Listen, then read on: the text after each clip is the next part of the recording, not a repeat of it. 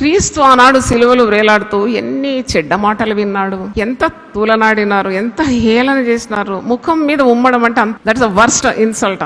బట్టలు ఊడదీయడం ఇంకా worst insult. అంతకంటే హేమైంది లేదు ఒక మనిషిని అవమానపరచడానికి. అవన్నీ యేసుప్రభు మన కొరకు భరించినాడు. మరి ఆయన బాధింపబడిన నోరు తెరవలేదండి. ఇది విజయానుకున్న రహస్యం. పేతురు భక్తుడు అంటున్నాడు, క్రీస్తుకు మీ కొరకు బాధపడినాడు, మీరు తన అడుగు జాడల యందు నడుచుకున్నట్లు మీకు మాదిరి ఉంచిపోయినాడు. ఆయన పాపం చేయలేదు, ఆయన నోటను ఏ కపటము కనబడలేదు. ఆయన దూషింపబడి బదులు దూషింపు. ఎవరైనా ఒక్క తిట్టు తిడితే 10 తిట్లు తిరిగి తిప్పి కొడతాం మనం కదా, కానీ ఏసే స్వభావం కాదు. ఆయన బాధింపబడిన నోరు తెరవలేదు, దూషింపబడిన బదులు దూషింపలేదు. ఆయన శ్రమ పెట్టబడి బెదిరింపగా, ఆయన ఎవరిని బెదిరించలేదట. న్యాయంగా తీర్పు తీర్చు దేవునికి తన్ను తాను అప్పగించుకునేనా.